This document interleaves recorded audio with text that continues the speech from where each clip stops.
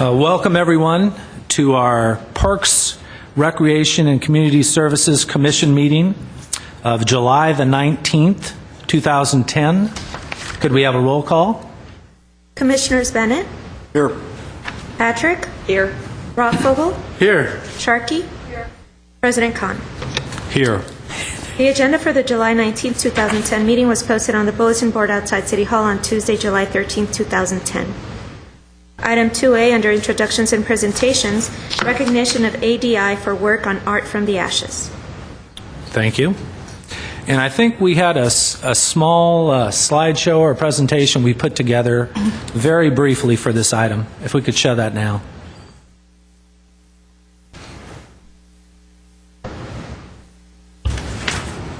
I think this is related to Art for the Ashes, and it was actually the first fundraiser for the Parks Foundation, spearheaded by Commissioner Sharkey. And this was the space on South Brand. In fact, it's still open and you could still get out there.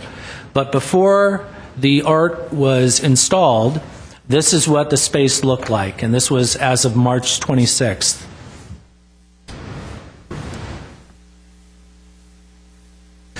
Then as of May 4th, you can start to see the space start to take shape. I failed to mention that ADI, which is Advanced Development and Investment Incorporated, who actually builds affordable housing here in the city of Glendale, took it upon themselves to do us a favor, us meaning the city of Glendale, and to rehabilitate this space for us, much to their credit. So that's what we're looking at here.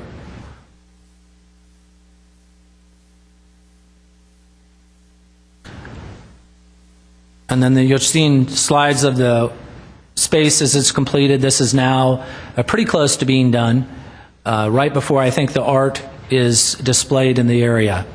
And that's on May the 27th. And this is actually the function itself. So the art is up. The space was rehabilitated. Significant amount of money was spent by ADI to do this at their own expense to the benefit of the city of Glendale. And that's just more shots of the function itself. Great. So I have a certificate. If I can ask Hachik Zargarian to come to the podium, I'll meet you down there.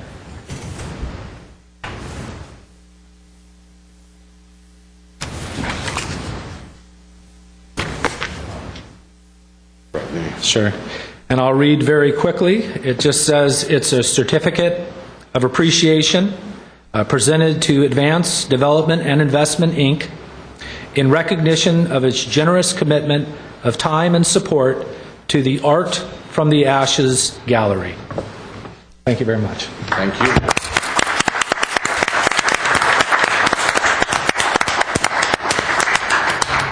Thank you, everybody. Are you going to say anything? Oh, good.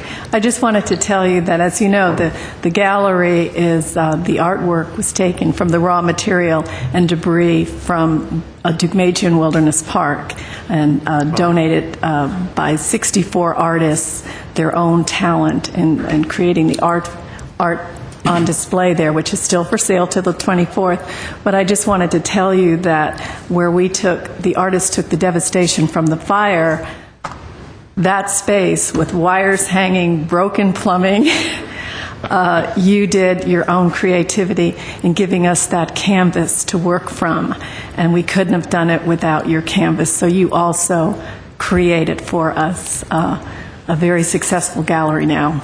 I guess I should tell you that we've had 2,000 people go through so far. Wow. And we've sold 80 works of art, so art pieces. I saw the artwork. You were there. It was beautiful. Yeah. Well, thank you. Thank you for calling me an artist too. But oh, thank you. You did. I'm a builder. Yeah, well, you created a very beautiful space for us, and thank you so much. I appreciate it, and it was a pleasure. Thank you. Ours too. Thank you. Thank you very much. Item 2B, Cruise Night. And I'd like to call Ross Ferris up, who took great leadership with his cruise night. Ross has done a fantastic job. I'm surprised he's here today. Yeah. I mean, he was out there from 7 a.m. till midnight, I think, even right. More. So, Ross, thank you for the leadership and the great work you did. Well, thank you very much. We had an extremely successful cruise night Saturday night. We on Brand Boulevard between Dorn and Broadway, we had 438 classic cars displayed. We had more than 50,000 people. We're not sure how many more, but that's the first time since the event began 17 years ago that we've had that many people. We also set a record. The city of Glendale is now the world record holder for the twist dance, twist dance length of time, 5 minutes. That's what Guinness requires. We had 1,692 people counted as the record-holding number of people. Guinness is going to send us a plaque, which I will probably bring to the next meeting. I'm sure we'll have it by that time. And we had people, families, individuals. They had a lot of fun. Cruise Night is a unique event because if you own a classic car, normally you go to a car show. The car show is in some kind of park or parking lot or dealership facility where they can park large numbers of cars, and you put out your lawn chairs behind the car and you have a good time. You look at the other cars and you socialize. Our cruise night is downtown. You can park your car, you can go to dinner, you can shop. We have a lot of family activities. We have the community groups participating. So everybody has something they can do. It was an ideal night. And this particular event showcases not only the city of Glendale, but what our city is all about.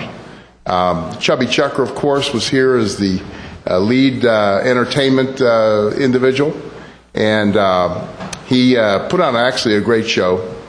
He started at 9 o'clock and really performed for an hour and a half until 10:30, and led the record-setting twist competition.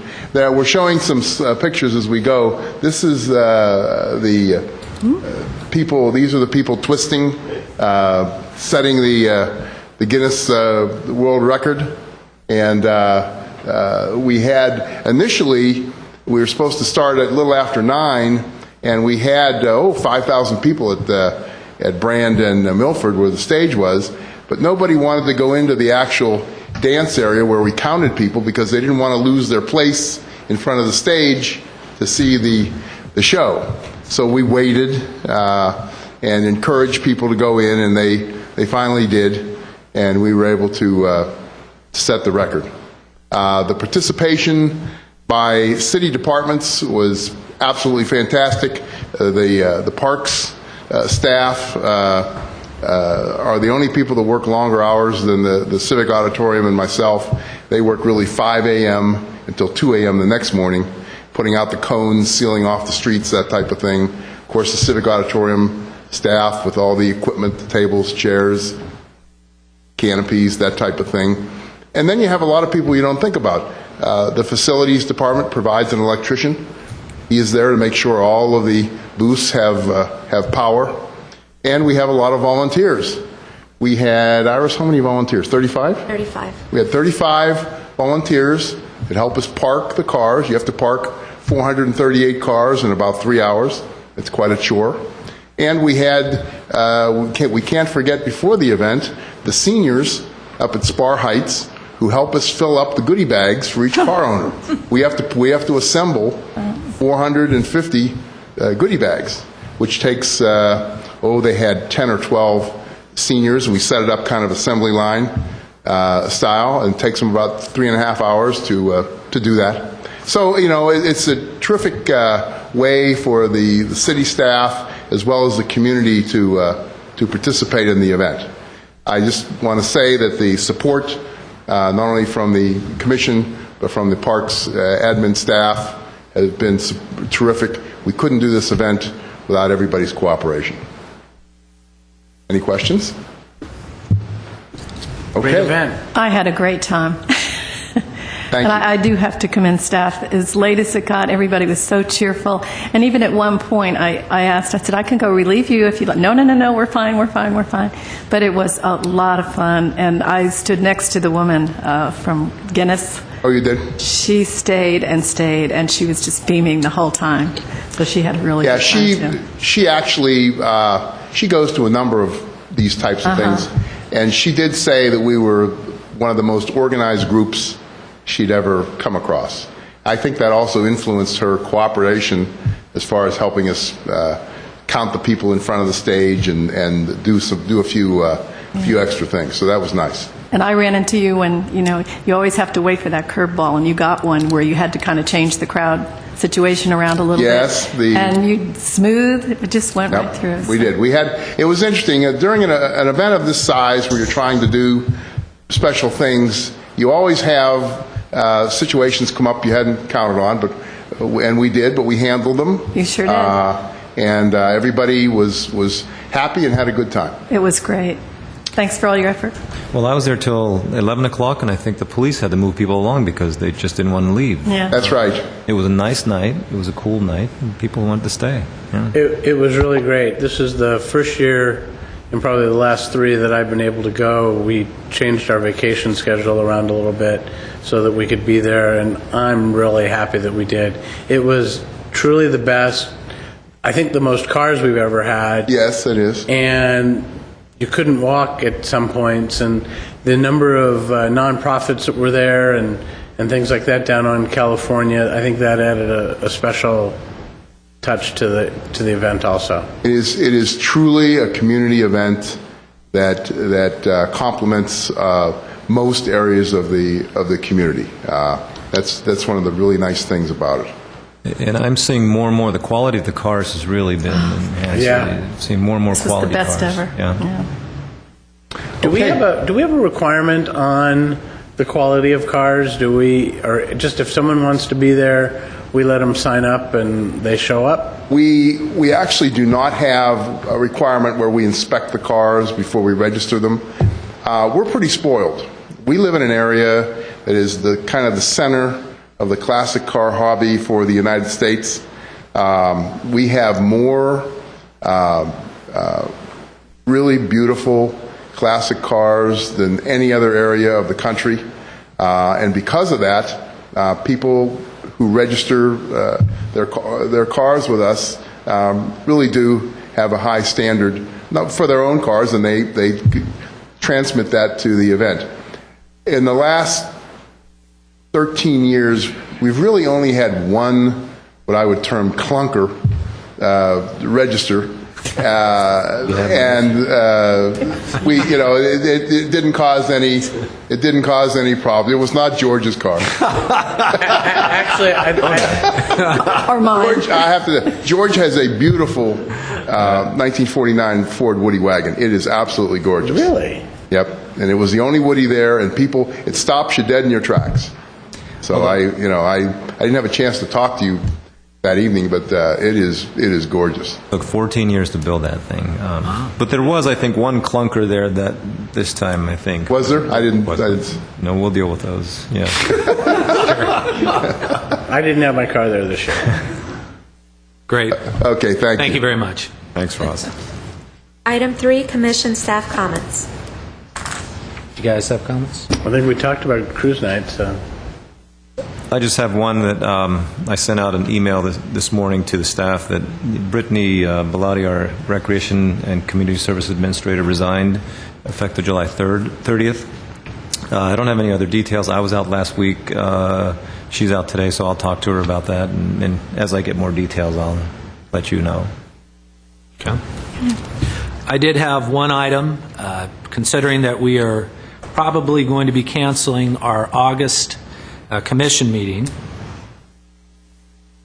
I have a handout, and I don't know if we had a chance to get something that we can put up.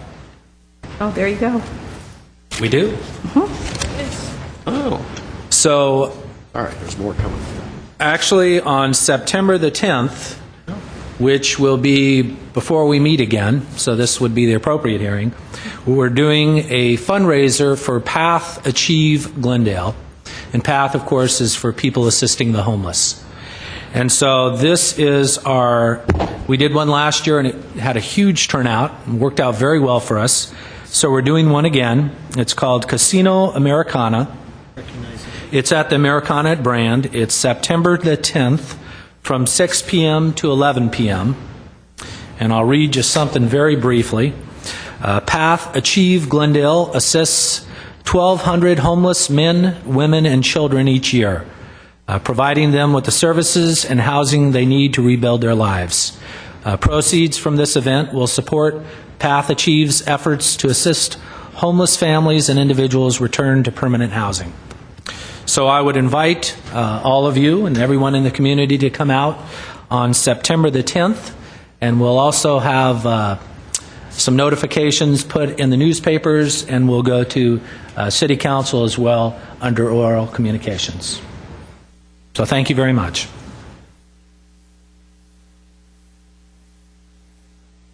One more presentation, I think. We couldn't put this under the presentation, so Dave is going to do this under staff comment, if you don't mind. Sure. If I can take this out. Commissioner, Chairman Khan, members of the Commission, this is kind of a fun presentation, and I appreciate being able to do this with you today.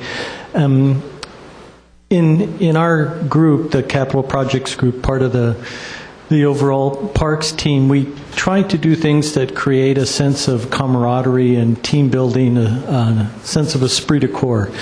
And in doing so, we create small traditions to recognize our staff and recognize others in the organization that are committed to the work that we do in building, designing, developing parks. It's really a pretty special job.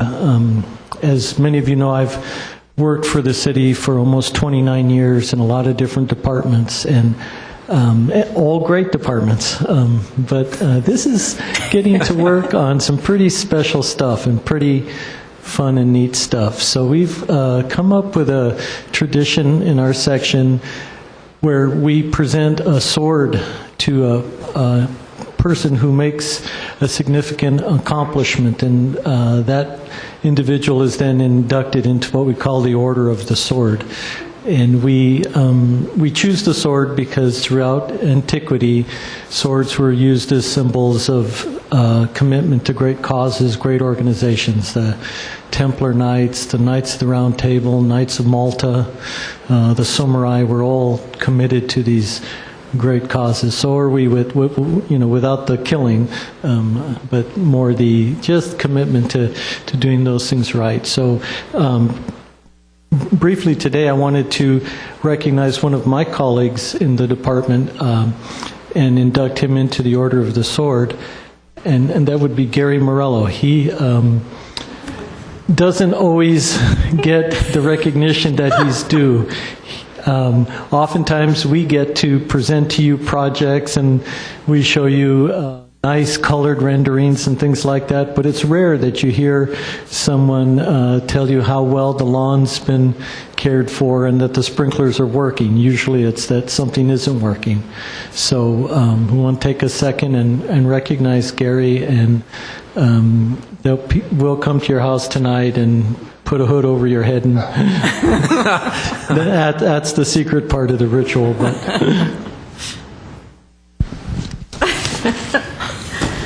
so we have Gary's sword here, and they're inscribed not just with the Post-it note, but so from this day forth, pull your sword out. You shall be known as Gary the Good. So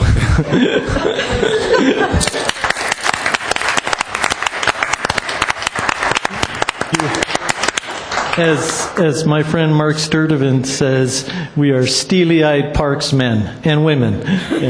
And so I don't know if you can keep that in the office or not, but yeah. As long as he doesn't wear out in the field with him. We were worried about getting some reports on that.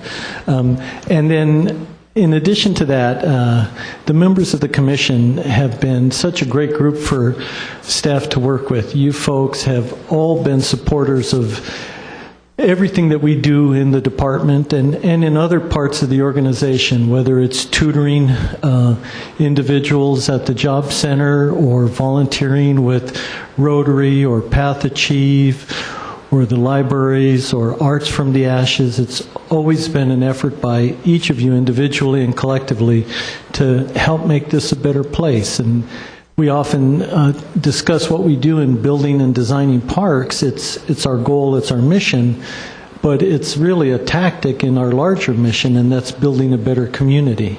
And so that's one of the ways that we do that. So today we want to induct each of you into the Order of the Sword, and you will be official members. And if I can get some help to pass your swords out, perhaps Gary the Good will help me. Now I know what this area down in the middle is. Don, Dick Bennett. No, a sword fight. That's true. That's for Steve. Wow. This is for Laurel. And Thank you very much. this is for Rodney's. Wow. Thank you. Oh my gosh, they're beautiful. Thank you so much. There you are, Chairman Khan. The black candle has nothing to do with your heart, sir. Is mine the only one with the black handle? No, I have one too. Would have been So- appropriate. In any event, welcome to the Order of the Sword. We'll be at your house tonight. Thank you so Thank you very much. You're all welcome, and thanks to George for letting me indulging me in this little activity. It's way fun. What's George's name? Oh, do I have a name? Yeah, it's on the sword. Yeah, it's on your names are on your swords. Thank you very much. We have to look at our names. Under oral communications, I have one card. The name, I'm going to try my best. Onig. Onig. Onig. Bolikian. How's that? Perfect. Thank you. Good afternoon, Chairman Khan, members of the Commission. My name is Onig Bolanikian. I'm the Community Services Supervisor at Pacific Community Center, and I'm here to invite you, the Commission, to our summer concert series. Our first concert was last Wednesday at Verdugo Park. We have 4 more concerts. I know Commissioner Sharkey, she has come by a number of years. Oh, yeah. Yes. I don't have swords, but I have business wallet size cards, brochures of all our summer events. Our next concert will be this Wednesday, July 21st at Verdugo Park at 6:30. And I'm going to pass this on to Iris. I want to thank our sponsors, Neptune Productions, Glendale Management Association, Glendale Water and Power, Jamba Juice, Los Angeles Federal Credit Union, and LA County Arts Commission. If it weren't for their monetary donations, the concerts wouldn't happen, wouldn't be organized. So thanks to their monetary donations, and hope to see you guys at the concerts. We also have, movies in the park. That's a summer event brochure that I passed out. There was a nice write-up in the Glendale News Press Yes. about the first summer concert. Which was nice, yeah. We had Verdugo Swing Society on Wednesday. This Wednesday night we have the Beatless. We have Chico Band next Wednesday, and Skinny Little Twits and Cuban Salsa the last night. What kind of music is this upcoming? Upcoming one, oldies. Oldies. Next week is R&B. The week after is Rock of the Ages, and the last one is Cuban Salsa.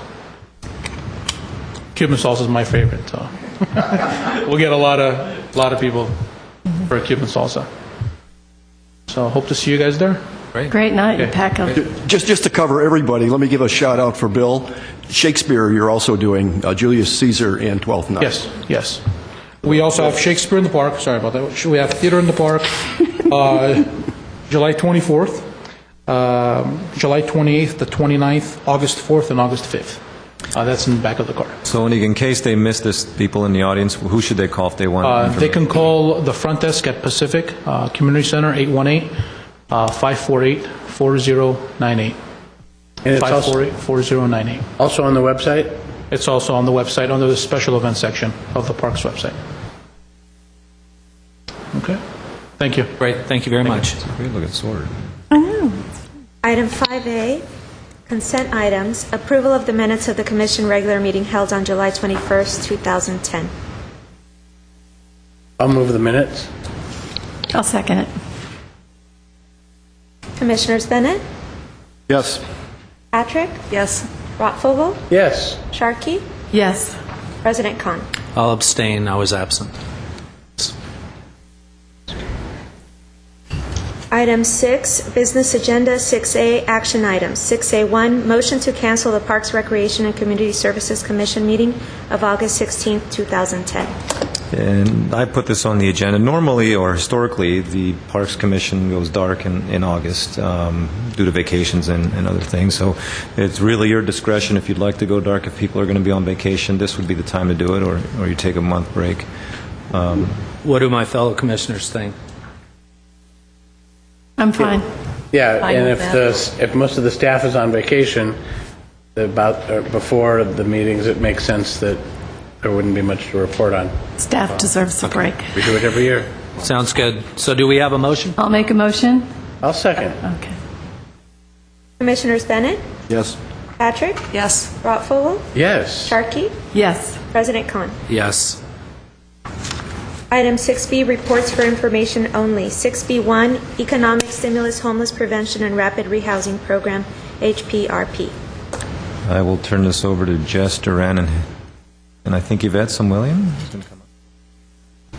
Yes, thank you, George. Chairman Khan, members of the Parks Commission, as part of the federal economic stimulus program known as the American Recovery and Reinvestment Act, or ARA, the City of Glendale received $1.3 million for homeless prevention and rapid rehousing services to our community. So I'd like to call in Yvette Sanvelian, who is the city's homeless coordinator, to give you an update on the status of that program.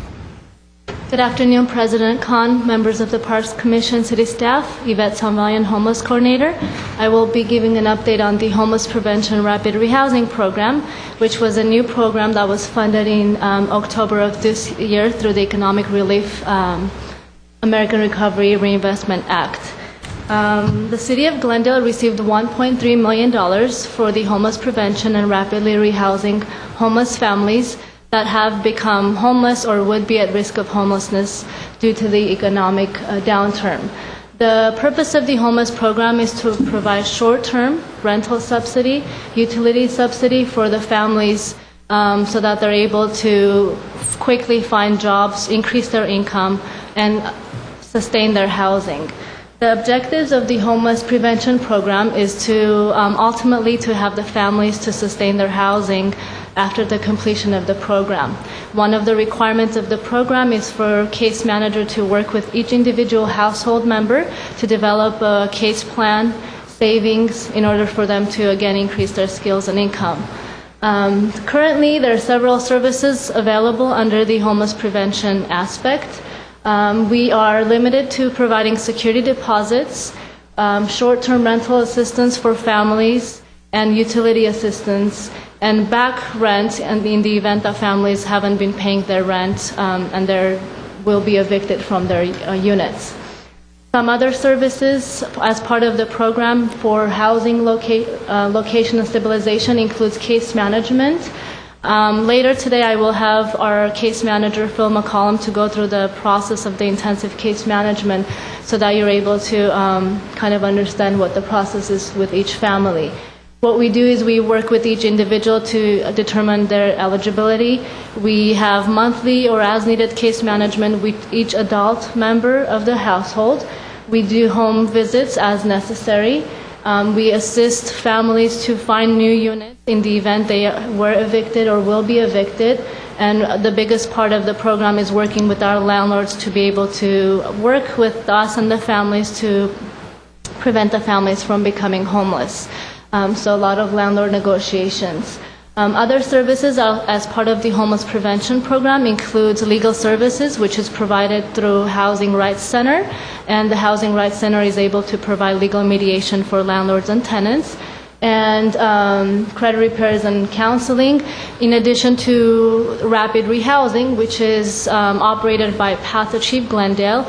They received funding to rapidly house families, and again, work with them for over a year period to be able to sustain, increase the family's income and have the families sustain their own housing. I'm going to go ahead and call Phil McCollum, the primary case manager for the homeless prevention for the City of Glendale. He will walk through with you the eligibility process, some of the statistics that was provided in the records, and we both will be available for questions at the end. Phil? Good afternoon. President Khan, members of the Parks Commission, city staff. My name is Phil McCollum. I'm the case manager for the Homeless Prevention Program, and I'm excited about this program. It's a very wonderful program. It did not exist, however, 9 months ago. We're still getting the word out about the program. You'll see in just a minute how many people, though, have responded to the promotional pieces we've done for the Homeless Prevention Program. There are quite a few in our community, by the hundreds. Who is eligible to receive this rental assistance or utility assistance on a temporary basis?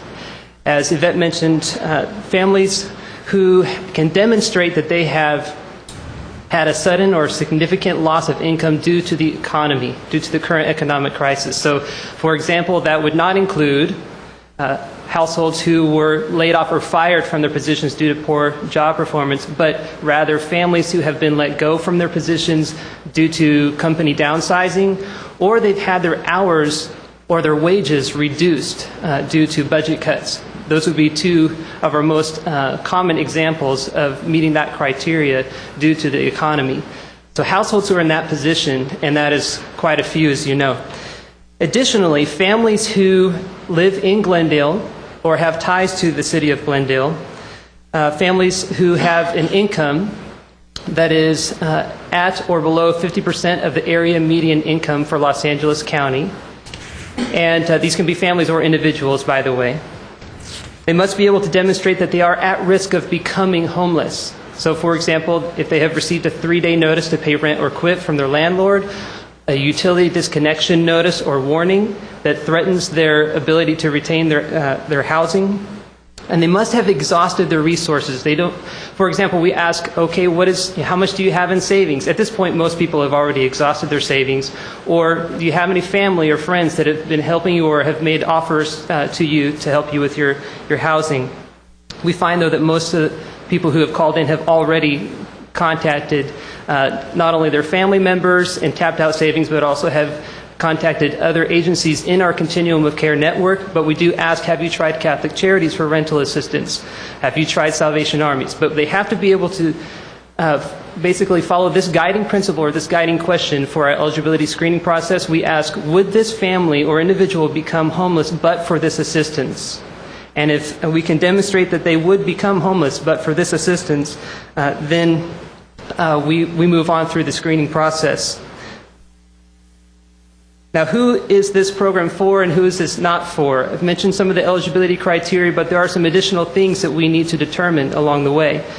The family must be willing to comply with case management or meet with a case manager, myself, but they also must be able to demonstrate or at least have the appearance that they're going to be likely to retain their housing. That one's a little difficult to document at times, but then what we do is we say, okay, here's how we can show this. Are you able to make a payment toward your rent, a portion of your rent, for 30% of your income or $50, whichever is greater?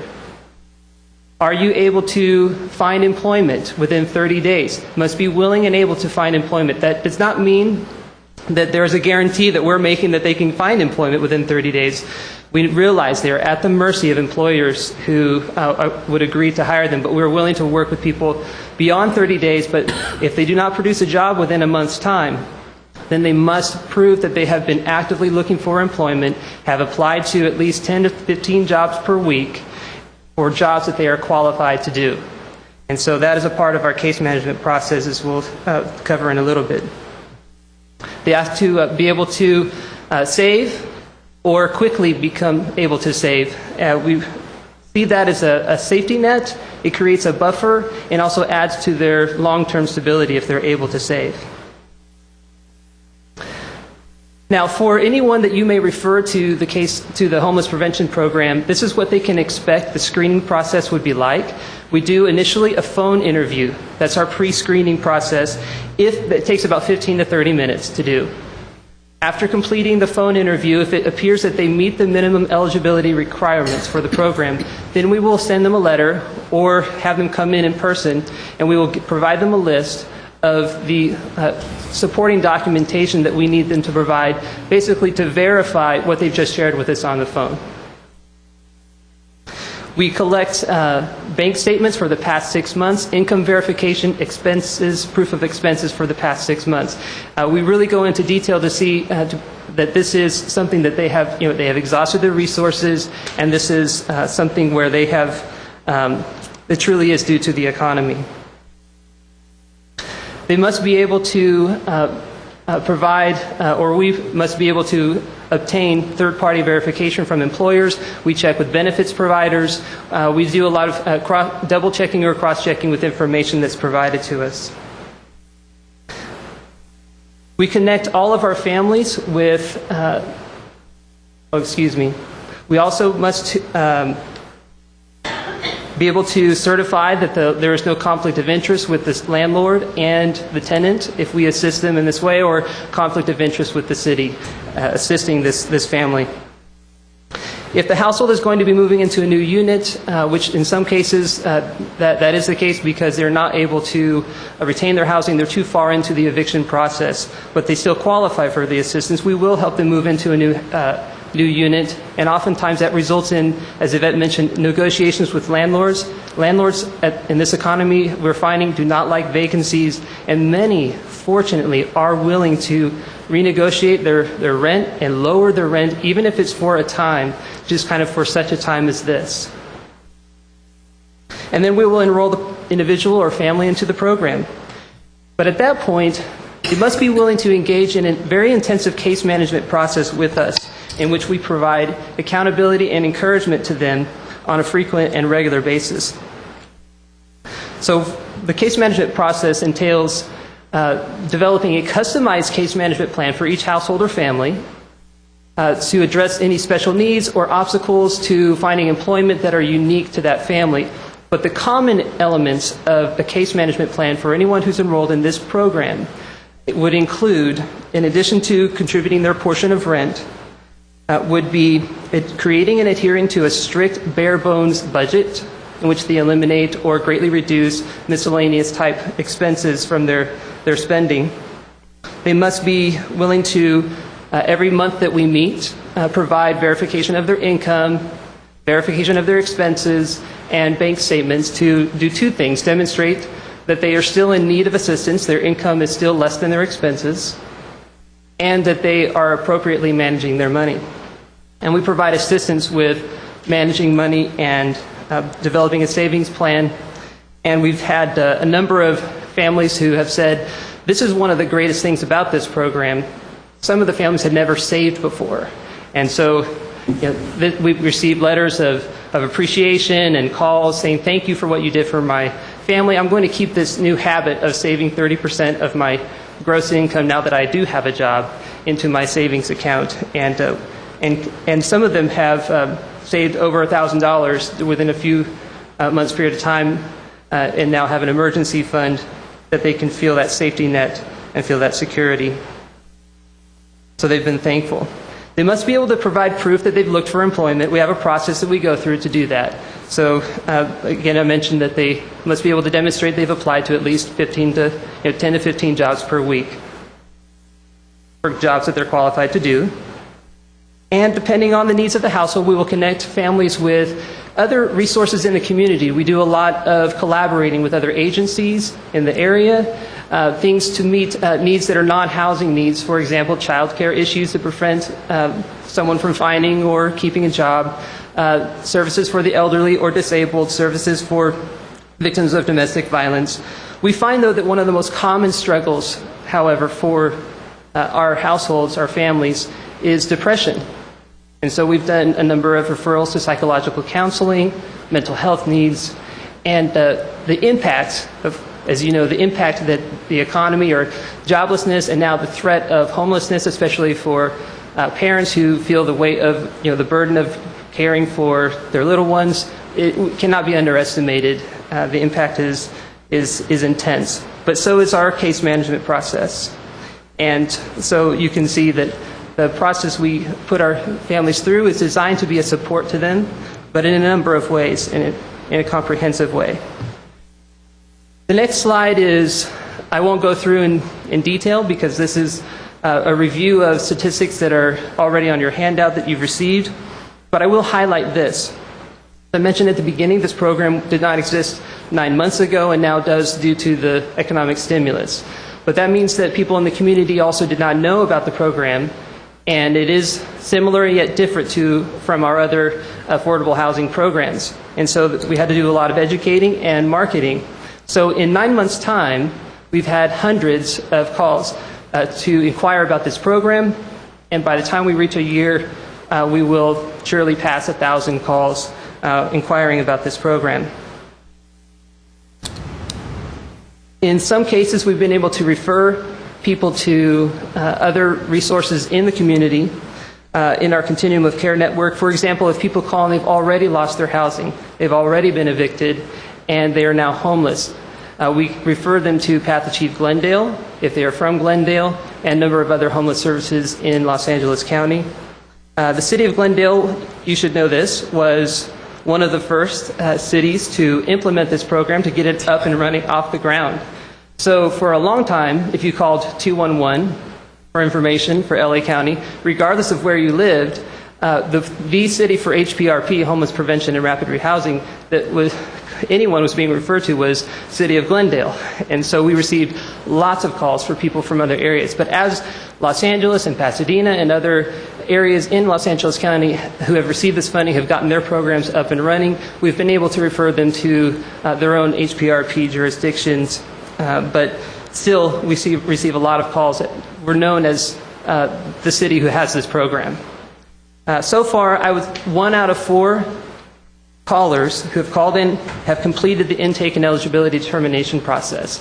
And roughly 1 out of 20 who call in qualify or are enrolled in the program.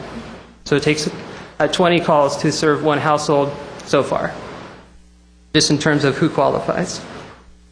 Now, presently, we have 10 eligible households who've completed the phone screening. They've passed the first phase of our screening process, and now they are in the process of providing us with supporting documentation to verify their eligibility.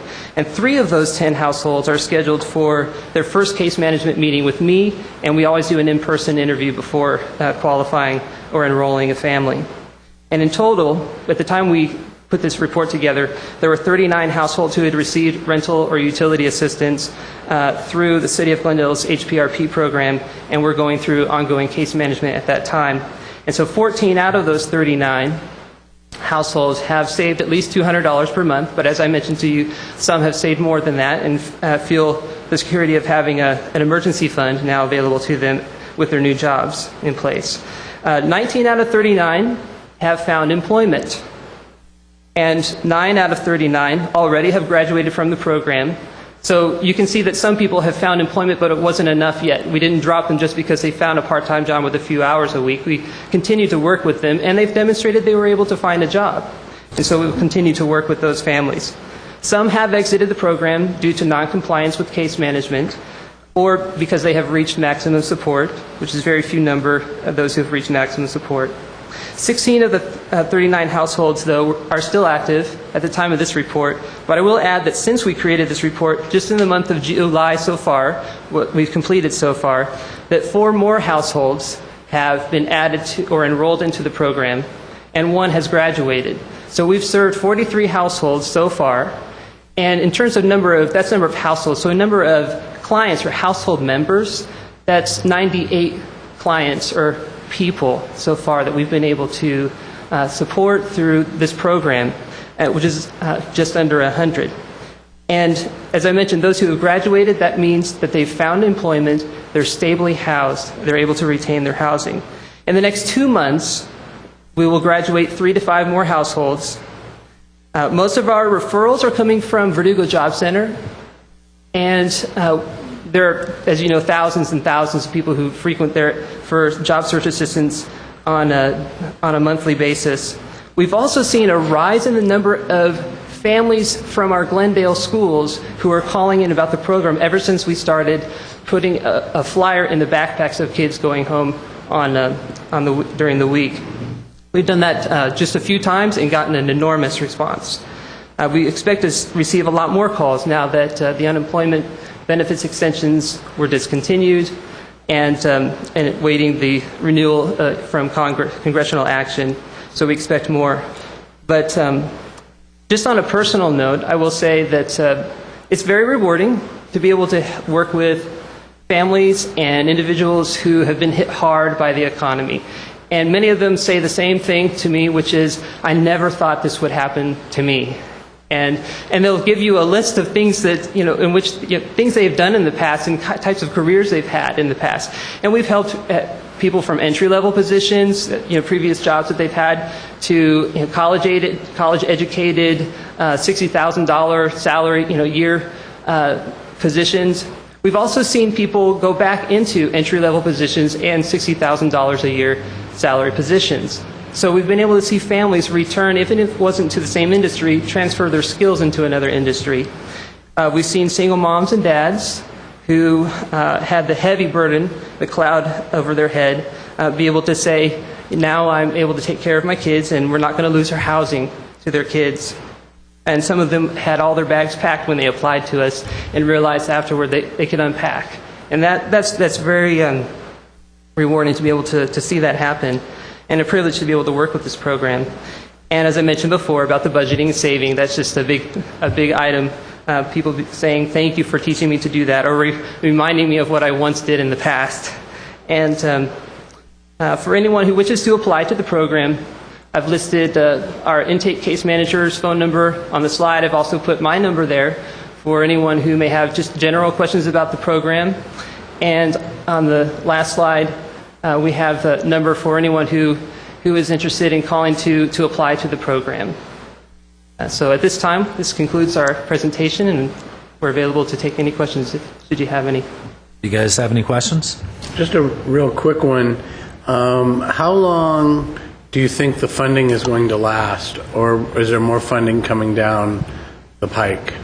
Yeah, Yvette. Yes, the funding is for 3 years. HUD expects us to spend 60% of the funds within 2 years. We possibly may get some more funds for the homeless prevention aspect of it after the HARD Act, which is an act that's being implemented from Congress, which will consider at-risk homeless population and our ability to serve that population.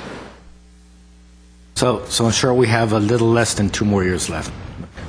So to go back to that, though, so we're at about 15% now that's been dispersed, according to these numbers? Actually, based on the report, we were 15%. We've doubled the subsidy we've served because some of our families have between 4 to 6 months of year unpaid rental subsidy.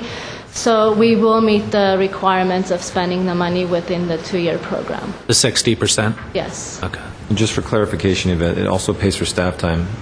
Yes, the HPRP position, funding pays for one case manager with us and a portion of an accountant.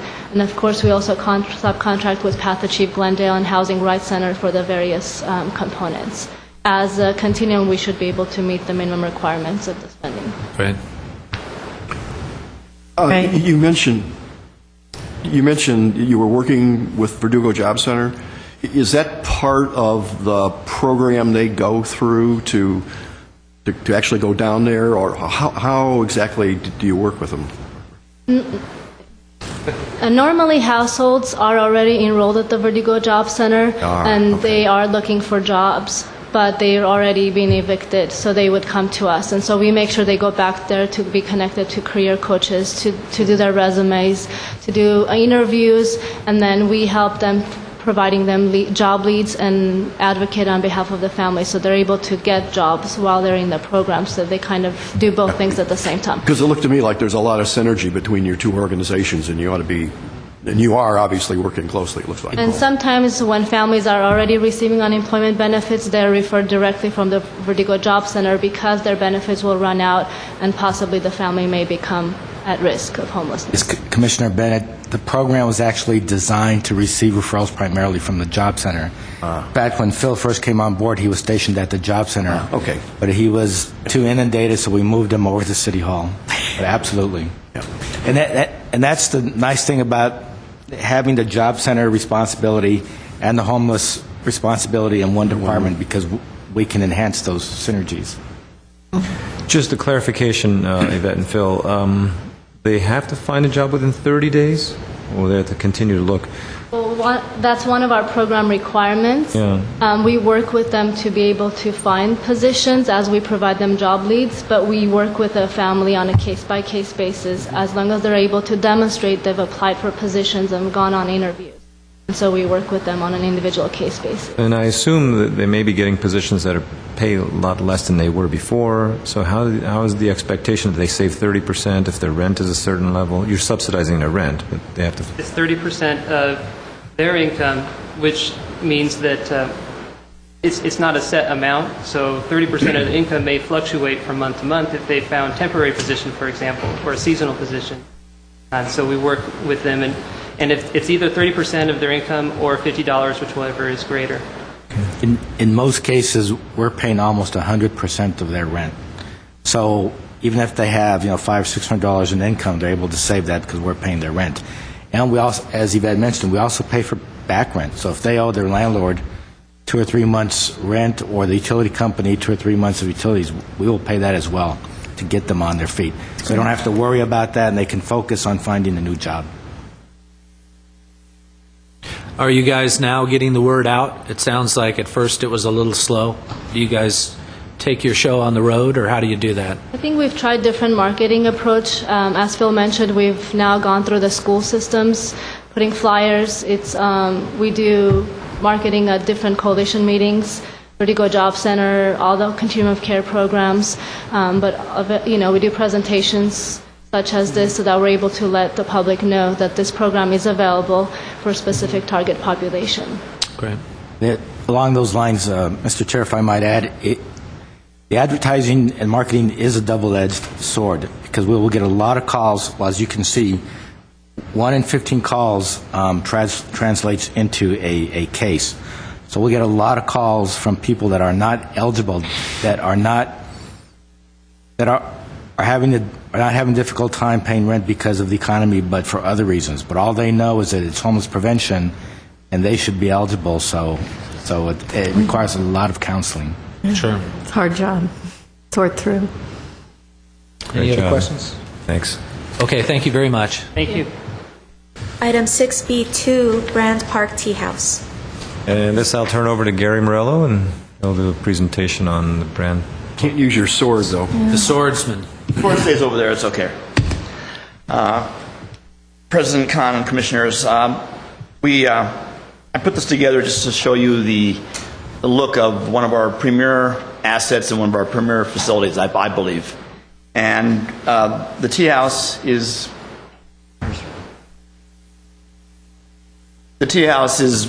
gone through approximately once every 6 years or 7 years to upgrade the landscaping, redo some things that get used for the weddings and other events that are held there.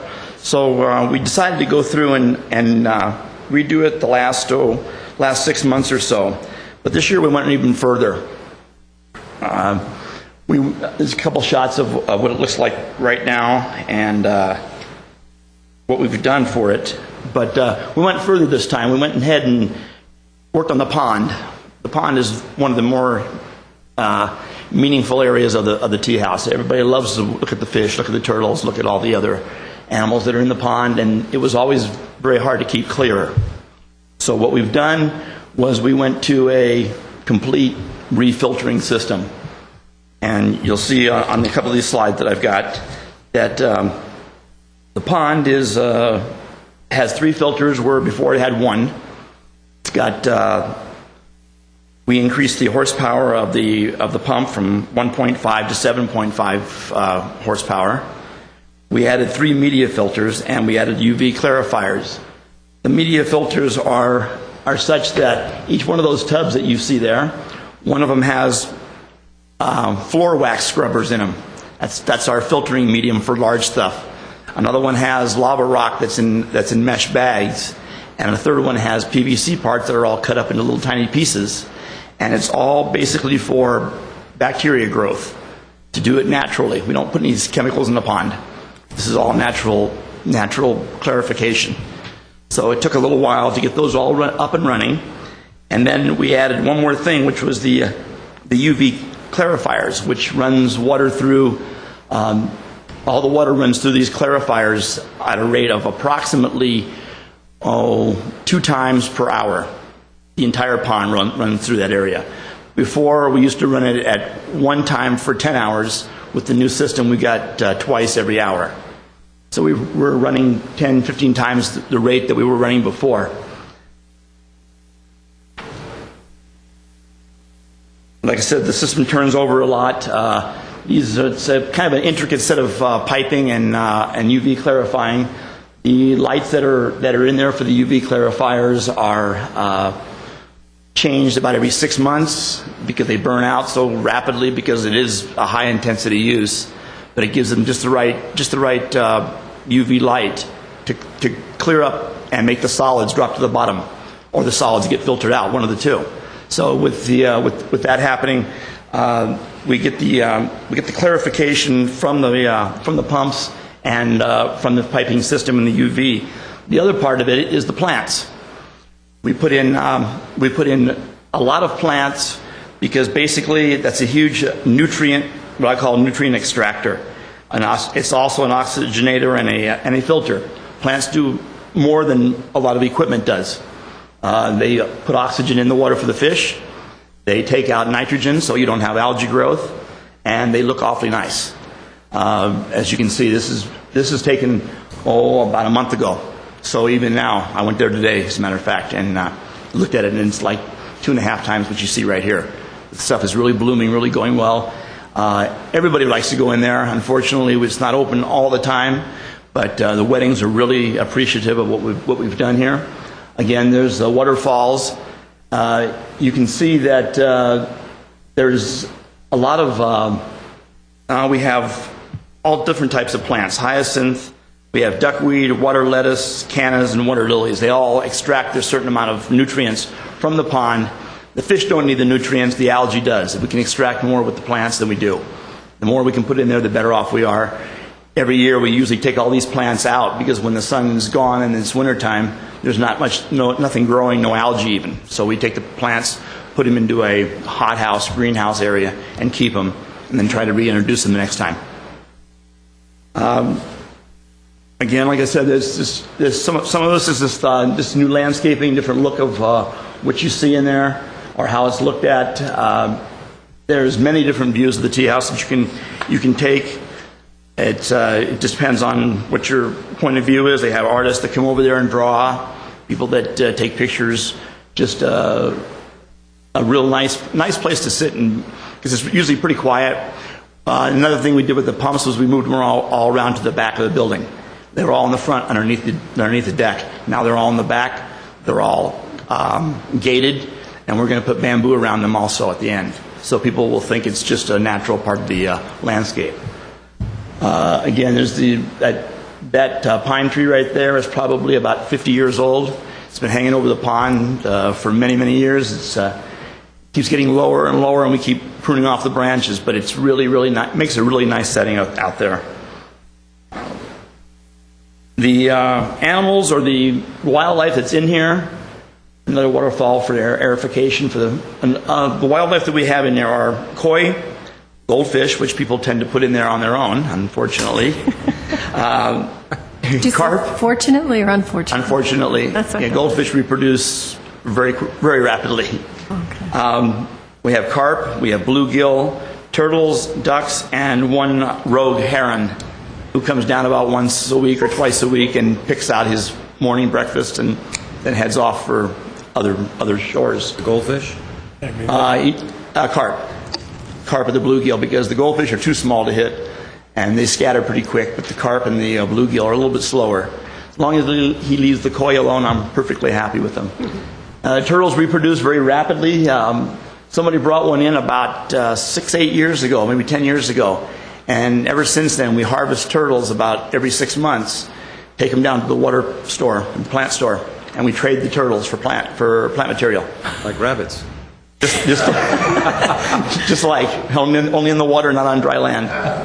So the koi that we've managed to we either purchase or we get people to donate the koi to us. They're happy. One resident who used to live in Glendale and moved to Northridge, he had a pond in his backyard and he was moving to Minnesota, and he remembered Bram Park that had a koi pond. So we went over there one day and rolled up our pant legs and our got our nets out, and we filled up 50-gallon drums with water, and we scooped up koi for about an hour and a half, and that probably was worth about $1,000 to $2,000 worth of koi.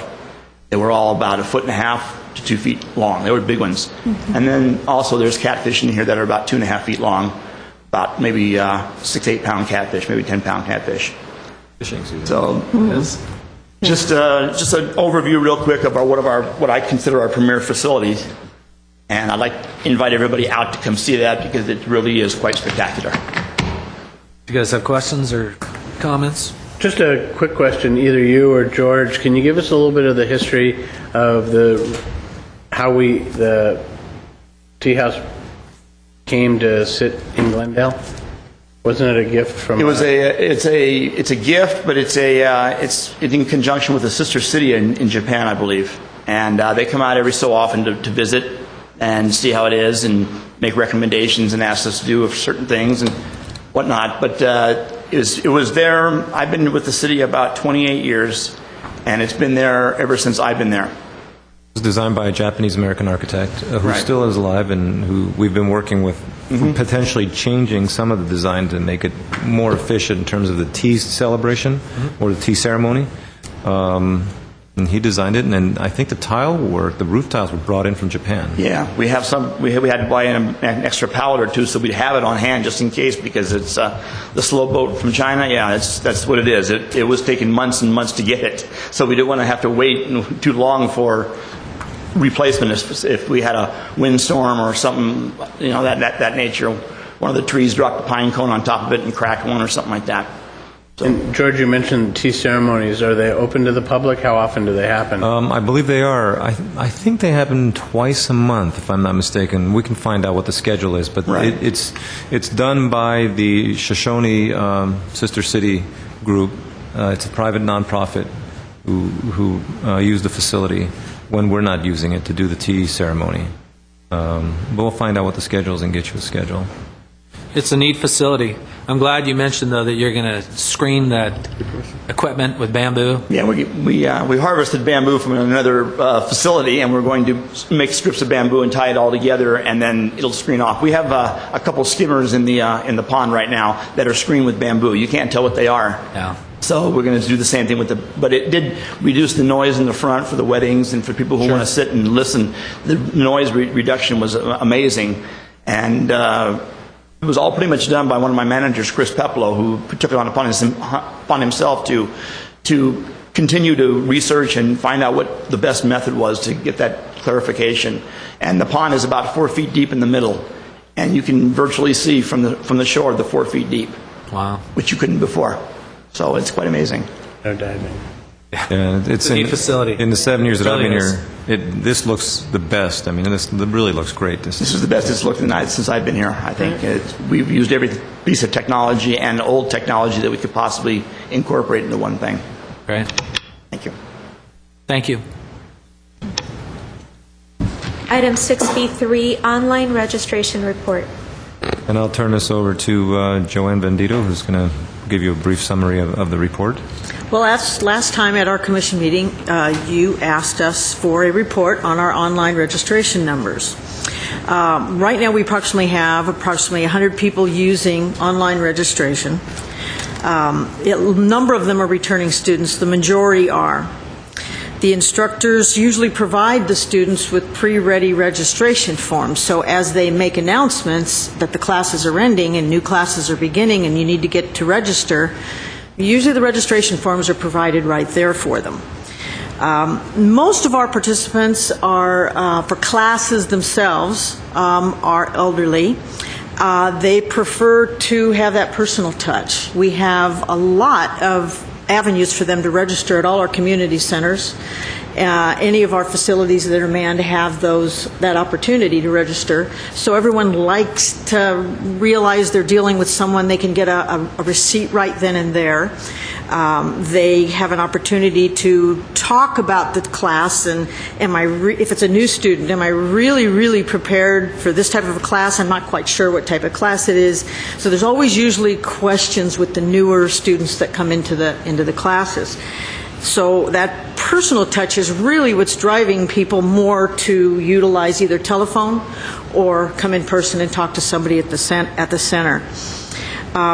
Our larger programs, aquatics, our day camps, and our sports programs. Aquatics, for example, is done within a few hours. We've registered everyone for aquatics programs. So for people to come online, we've never been able to put aquatics online because if you're the 10th person in line, you possibly might not be able to get in to a class because someone online could have registered prior to that. So we make it fair and equal for everyone because with aquatics, people line up at 6:30 in the morning for an 8 o'clock, 8:30 start. So that becomes something we have to provide that's fair. Day camps, there's so many options for day camps, before care, after care, different types of camps that we offer. You can go half day, you can do a whole day at some of our camps. So there's a lot of questions and people prefer, rather than just check a box, they want to see what's going to work for them and what time they have to pick a child up, what do I have to bring, et cetera, et cetera. So we found that most people end up making those phone calls anyway. We've looked at different software when we originally put it together. We found if we do a benchmark study, which we did once, if we did it again and checking around with different cities, we haven't put the study together, but we found almost everyone is using Recware or Class or Active, I think it's ActiveX, and these are all integrated. These are all components of the Safari system. The one item that's not in this report is our new payment system for instructions, because we're still massaging that, working that out with our finance. All our instructors have shifted from independent contractors over to employees now. And so finance, with the payroll system and PeopleSoft have been able to extract the numbers they needed from Safari in order to now figure out how to pay the instructors in a proper manner so that the numbers can be pulled up, and between payroll, the time cards, payroll, everything is right there. So that's a new component that fortunately Safari is able to give finance that information. So it's an integrated system, which is very good for us. So, any questions? We have a number of our staff in the audience that can answer anything specifically. Go ahead. Yeah, I may have been the biggest questioner of this. So I went online last week, and it's relatively easy to get an account. The problem is, unlike any place I've ever been before, you can't get an account immediately. Something has to be approved, and I still haven't gotten my approval. So it looks to me like it's not worth going online. Why is there an approval necessary? Well, because in our case with classes, or with the fact where there's only X number of registrations available for a class, we have to make sure the account is approved, because otherwise we could have someone buying blocks of time for activities and just throw the credit card out there and sign up, where we want to make sure that that person actually does have an account and is definitely registered, and you would be sent that email to say, you're registered. We don't have a product like we would when you any product we're buying online. We have activities that if these classes do not go, we then have a refund process. And so therefore, now we have to pay attention to the refund process. Yeah, okay. I also almost at the same time enrolled in GCC again. Oh. And I guess what you're saying, I have to have an account there. And so once you have an account, then I could have just Then you can applied. do it. Okay. It's easy once you have an account. It's getting the account. And since most of our participants are elderly, they prefer not to put a credit card online. We're dealing with a lot of identity theft, and that's a lot of our issues. Yeah, we get that balking. And, you know, we let people know it's available, but they would prefer to talk to someone. Yeah. They don't feel bad in the restaurant when they give their credit Right. card to. You can relate to the Right. Any other questions? Yeah, my dad's real old. Great. Thank you very thanks. much. Item 6B4, monthly activity reports. At A, we have Park Services. Again, I think we have just the standard activity report, if you have any questions. I have one thing I want to let them know. Our next meeting won't be for 2 months, but there was a move afoot by myself to reforest the hillside at Shoal Canyon. And we were going to do that over a period of a couple of years with Arbor Day trees and whatnot. I've talked with Public Works, and it seems that we're not going to have to do that long. We're going to see if we can do it by the end of this year together. Can you talk about why, Gary, so that the commission understands? Yeah, why? we had 3 years of drought, which was really bad, and there are pines and eucalyptus up there, which require a lot of water. Number two was the construction that was up there, the water had to be shut off completely. So not only did they not get much winter rains, they got no supplemental water from what our irrigation system would have been. So what we're going to do is, and then after that, a tree in a weakened state like that is not drought tolerant, that is not fire resistant, is susceptible to insects. One is the pine bark beetle, and one was the flathead borer for both the eucalyptus and the pine. And they're completely infested with those, because the tree is not able to ward off that type of insect because it has such a low sap flow and it's so stressed out. So we're going to remove approximately 70 trees it was not properly planted. There are stands that 6 or 8 or 10 pine trees in a 20 or 30 square foot area is not the way to plant that.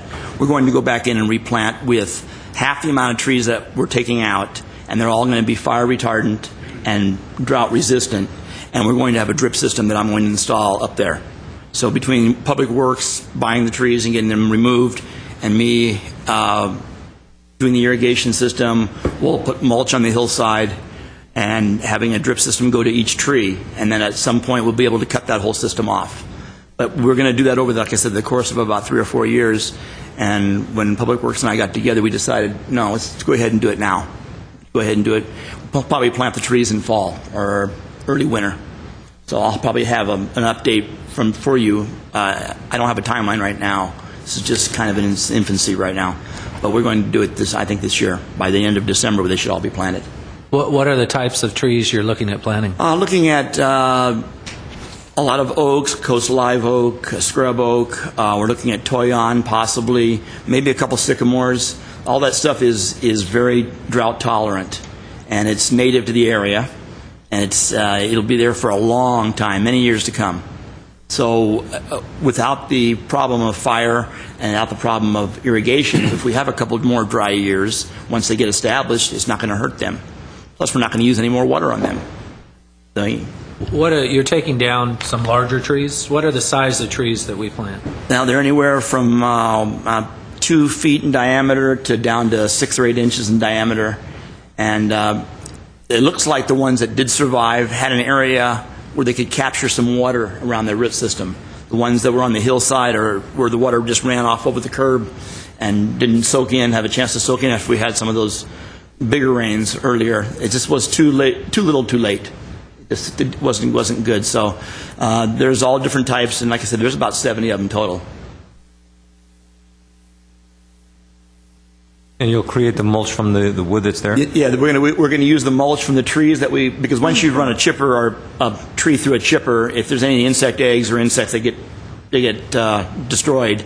So we're going to blow that back up on the hillside after we plant, or put it at shoal and leave it at there in a pile until they plant, and then we'll have them truck it over and dump it on the hillside. Or, like I said, have the chipper actually just blow it right back up on the hillside from where they're chipping it. So it's as green as we can get as far as using recycling materials and whatnot. But the new trees, I think it'll be a really, really nice look. Probably come spring of next year. Great. Really nice. Thank you. Item 6B, 4B, Recreation and Community Services at 1, collaborative programming with the Crescenta Valley Historical Society. Okay, I'll turn this over to Joanne again. Chairman Kahn and Commissioners, staff met with the Crescenta Valley Historical Society last week, and we're trying to come up with opportunities to have some programming and let everybody know about Deukmejian. And so we're really excited. We're going to try and combine our campfire program with a movie. It gives the Historical Society an opportunity to talk about some history of whatever the topic may be and move into a movie, either educational or fun, some type of a fun movie. We're going to try to do movies in the park, and we've got 2 dates that we've already scheduled, September 18th and September 25th. And it's going to be either fun or, again, educational. We're selecting the movies, but there'll be a pre-show by the Historical Society in order for them to then talk about the facility, talk about the park, or talk about what's coming up on that movie. So great historical or educational opportunities for us there. We're also going to do something with grape harvest and a movie. We're going to try to tie the two together. We're going to invite the community a couple times a year. We think August, possibly September, to harvest grapes. Not quite sure how we're doing that yet.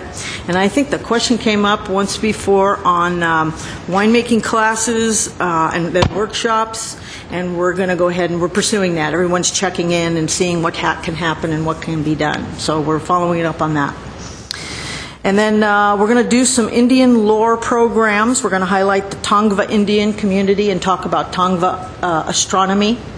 So these are all some potential ideas that we somewhat came with, and so we're all full of a lot of homework to do and come back with some action items done and ready to go for our next meeting with them. So we're excited about that.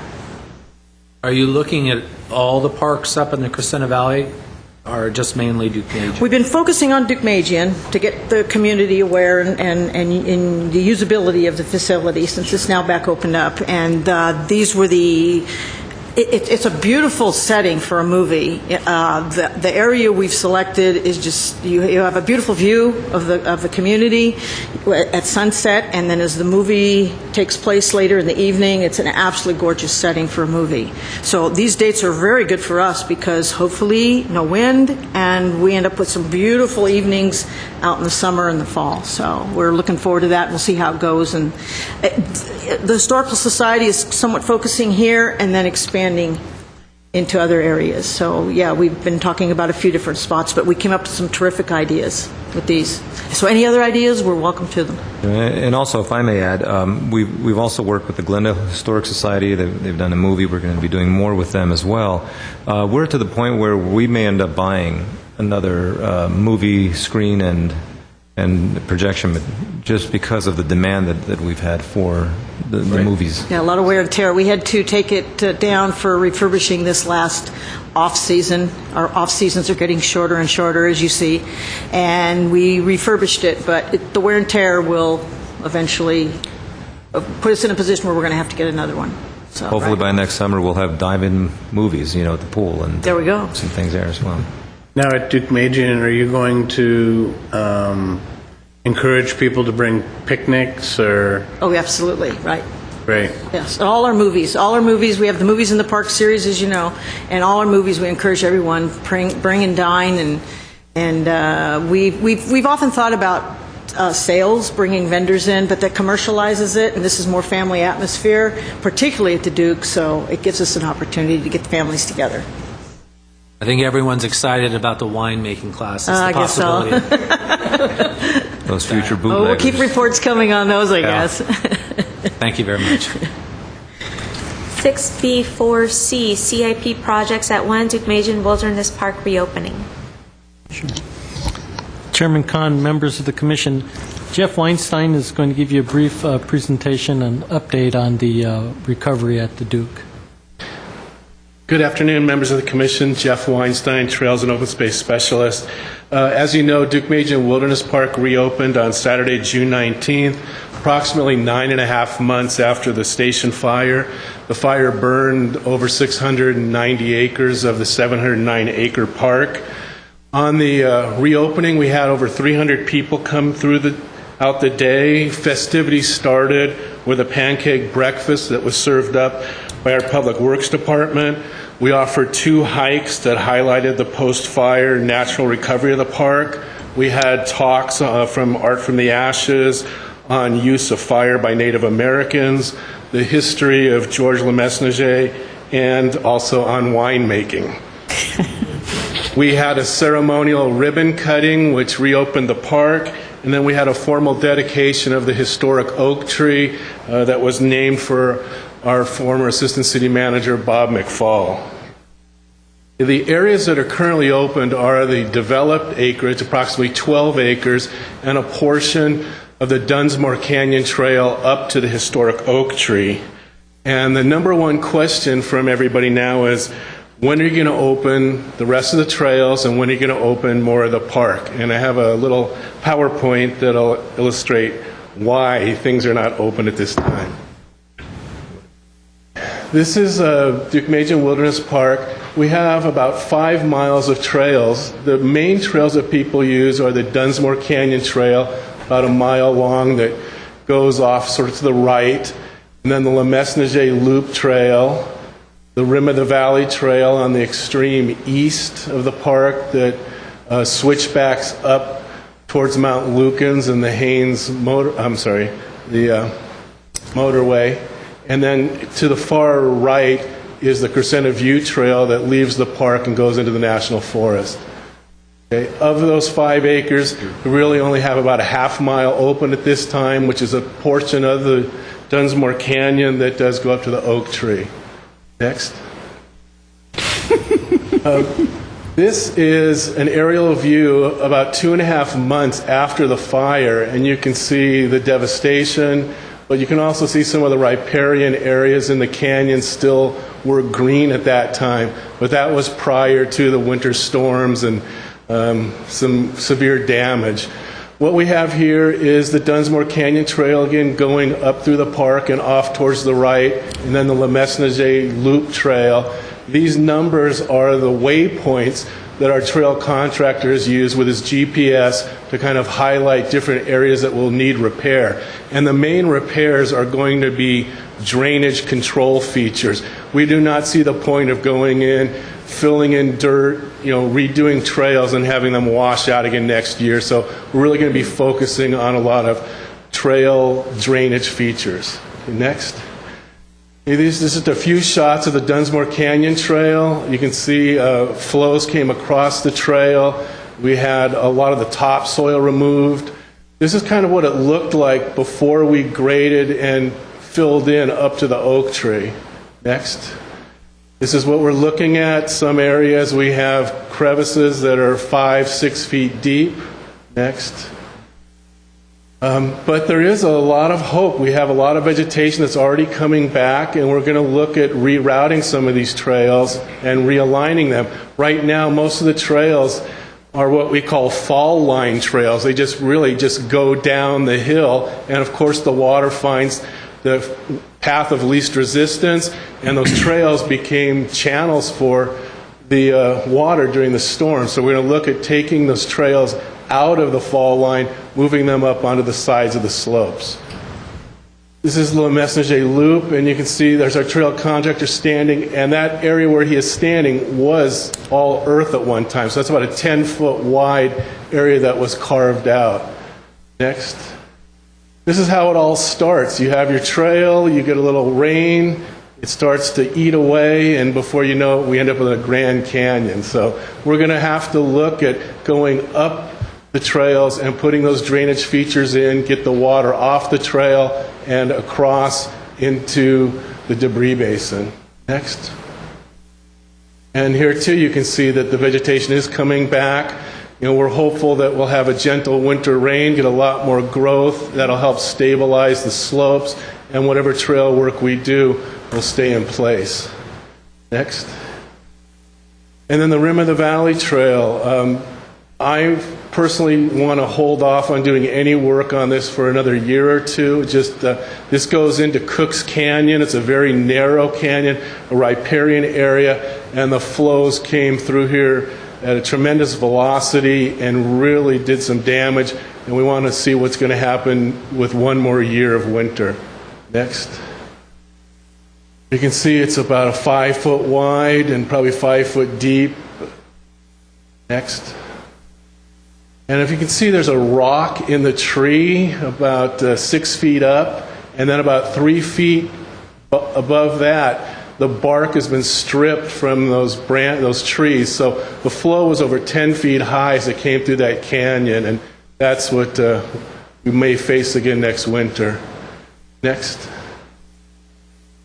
And for those of you familiar with the Rim of the Valley Trail, these are the gabion structures, which are like wire baskets that we fill with rocks to provide stabilization to slopes and almost like drainage features. And in this case, the water came with such force, it blew out those gabions. And again, we don't want to spend a lot of money, time, and effort putting those in and having them washed out again. Next. Okay. So what we are looking at for the future is using a lot of volunteers. We've already had over 400 volunteers help us with sandbagging, with removal of invasive plants. We've had work days where we've done park cleanup. We actually had a work day 2 days ago, Saturday. We had 10 people show up in the heat, and we really appreciate that. And we did a lot of work. And in fact, we can get the flyer up, Iris. We've decided to do a set work day the third Saturday of every month, and we're calling them wilderness work days. And every third Saturday of the month will be a different activity. This last Saturday was a park cleanup. We may do something with native plants, with training docents. So we just want to keep the volunteers excited about what's happening at Duke-Majan and keep them involved. One of the things that we're looking at is an event in August of seed harvesting, going out and going to the native plants, gathering the seeds, and then storing them, keeping them viable in a refrigerator, and then planting them out, first in little pots, and then using them to fill in around the park, and then hopefully in the future we can have enough stock to help and plant out at some of our other facilities. And what we're looking at developing is our own native plant nursery with a greenhouse. And so this is something that we're going to propose to the Parks and Open Space Foundation and look at developing a facility that we can have a gardening club, again, use our volunteers to come out, help us with native plant growth. As far as the trail work itself, I had an estimate for the trail contractor just for those two main trails. It's over $100,000 worth of work. We do have a contract with the California Conservation Corps for about $16,000 worth of work. So we're hoping that we can get started later this summer. The contractor is currently tied up with some other jobs, but maybe later this summer, working with the California Conservation Corps, with our volunteers, with the trail contractor, and getting some of these trails back online. It's going to be a slow phasing in bit by bit, and we'll keep the public aware of what trails are open. So that'll all be done again with volunteers, park staff, the CCCs, and hopefully our GYA program. Are there any questions? You guys have questions? For the wilderness work days, if someone's interested in working, should they call you to let you know that they're coming? Just show up? How do you want people? Just show up. We're doing a really informal. As I said, we are going to be changing it every month. So if we do require an RSVP because we have limited space, we'll let people know that that does require registration. But otherwise, it's open to everybody. We have families coming out. We look to have activities so that all ages can participate. It's not all just heavy labor. We want to make it fun and educational. Go ahead. Do we have an estimate, or did I miss it, on the greenhouse? Is it maybe it hasn't come in yet? No, we are getting an estimate of the cost for that, Great. and there are some prefab greenhouses that we're looking at. They can range anywhere from 20,000 up, or depending on how extravagant. If you're having the air conditioning and the temperature control and the watering systems, so we're looking at everything. Great, thanks. I just want to say I think that idea of a native plant nursery is fabulous. There's so many wonderful native plants and so many ways we can use them in our own yards, and it just seems wonderful to have a nursery that is actually working with the seeds and everything. Great idea. Thank you, because a lot of those plants are quite expensive. If we can grow our own and maybe do plant sales of the plants that are only grown, only live at Duke-Majan, that could be pretty rare. Yeah, Along with the that'd wine. be wonderful. Yeah, that idea of gathering the seeds from the plants and actually planting them, I think it would be, educational and helpful. I mean, I'm not sure all kids know that plants come from seeds these days. They don't know where vegetables come from.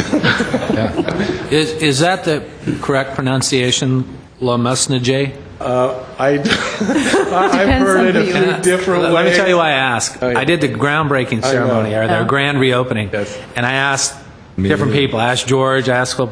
I got like 5 different responses. So when it came time to say it, I kind of slurred it so that maybe people wouldn't be paying attention to what I was saying. So I'm really excited to hear if that's the correct pronunciation. I don't swear that that's the correct. I say Le Mesnager. That's what we say in our office, so that works for me. You said it with such great confidence during this. I thought you were right. Well, also, doesn't the family pronounce it in a different way now than they used to? So That's what I've heard. Yeah, the current family. So.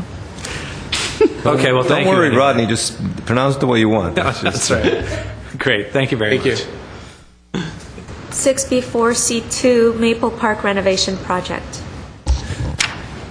Chairman, members of the commission, as you know, Maple Park is undergoing its renovation. Audrey Golnazarian is the project manager on that, and George Balteria, our senior project manager, is assisting her with that project. She'll give you a brief PowerPoint update on the status of that project. Good afternoon, President Khan and members of the Commission and staff.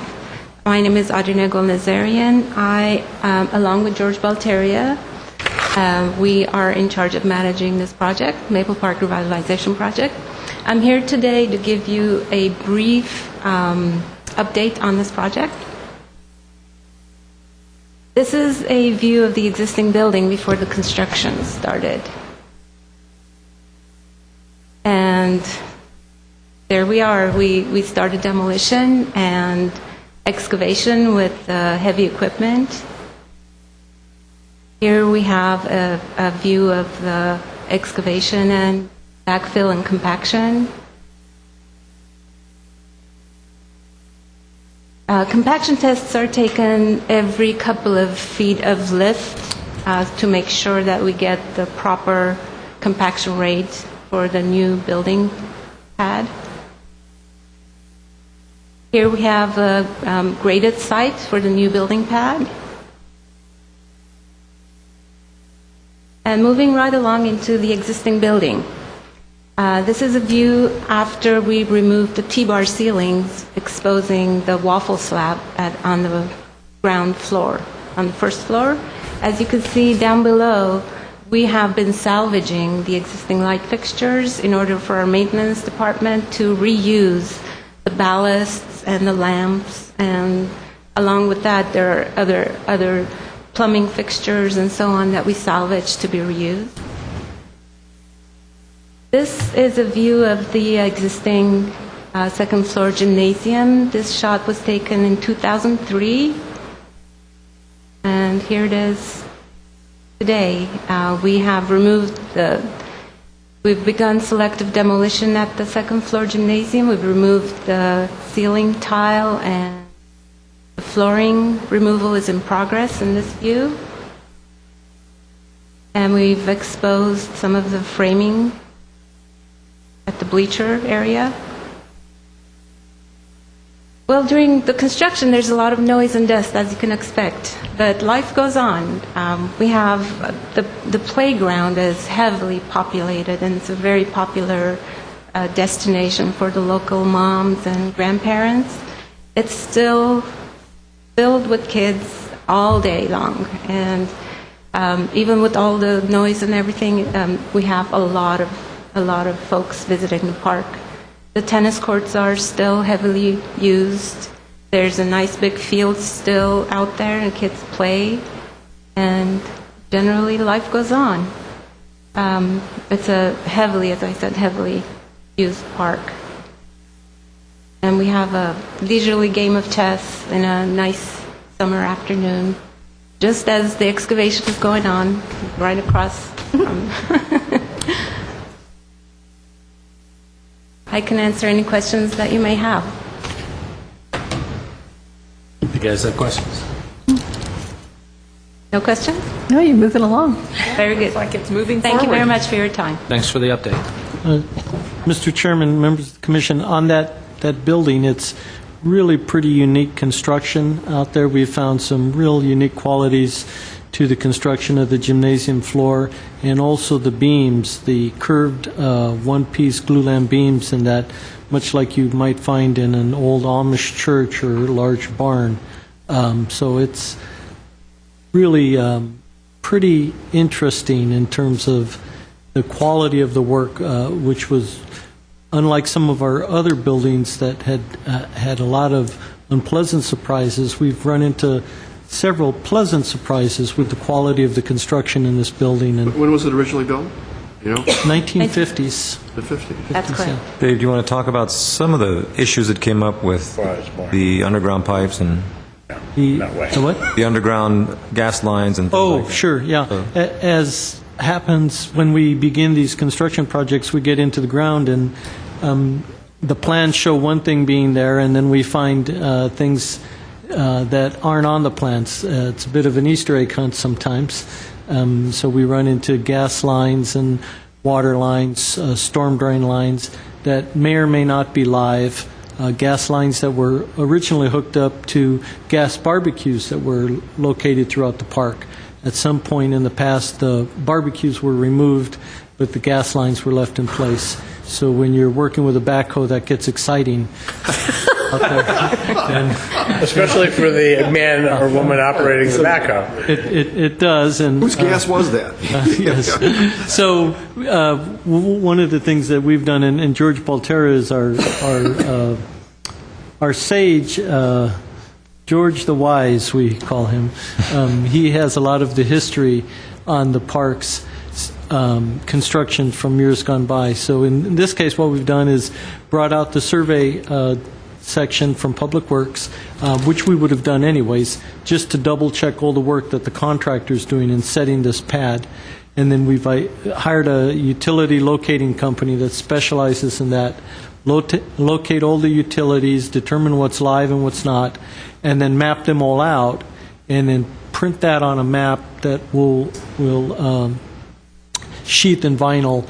It'll be in our records, but it'll also be at the park for Gary and his crew, so that they'll know where these things are in the future. So kind of remedying some of the ills of the past and finding things that are a bit exciting. But again, unanticipated, unplanned for, unbudgeted for, so we need to deal with those things as they come along. I think it's also great, though, you mentioned that as we all know, it's a very dense area of the city, and that park is very, very well utilized. So it's nice, even during the construction, to have portions of it open. And that way people can still at least get out a little bit from their unit and get outdoors. So that's good for them. The general contractor has been really cooperative in conjunction with us to keep the areas, as many as the areas possible, picnic tables available, but safe. Of course, we don't want to sacrifice safety. Sure. But we safely place the construction fence around the construction area and leave a lot of the site features open and usable for the public. It's great. Great. Thank you very much. Thank you. job.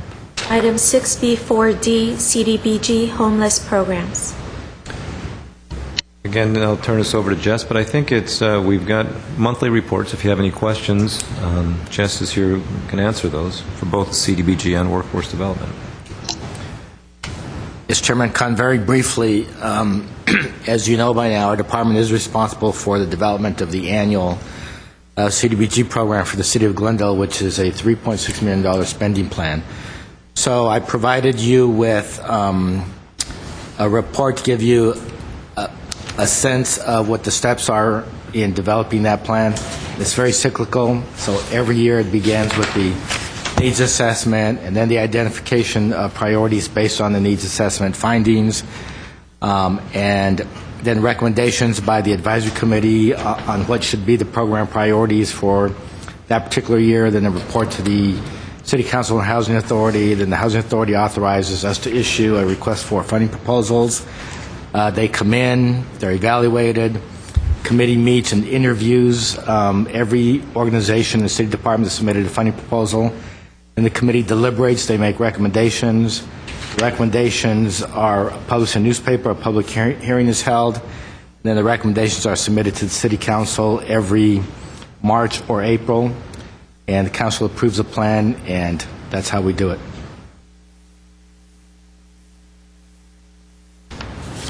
Is that it? That's it. Well, that was a brief In a nutshell. presentation.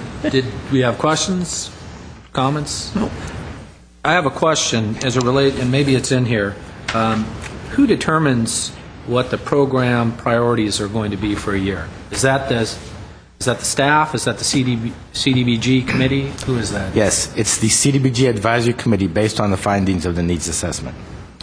But they've been pretty consistent over the last 4 or 5 years. They don't vary that much. For example, for the last couple of years, it's been youth programs, employment training programs, public safety, child care, and senior services have begun to creep up to close to the top. So currently, and over the last couple of years, those have been our program priorities. But the needs assessment, if I may, is done through community meetings, public meetings, so that's how they gather the information from public input. Okay. Okay. And the last monthly activity report at E, workforce development. Not here. All I can say is that the report speaks for itself. They were even briefer than the last one. There isn't anything major to report on. Mr. Duran, I'd like to compliment you on your presentations this year. They're outstanding. Maybe you could give Gary some pointers. All right. Do we have just no as known music? as just the brief? Yes.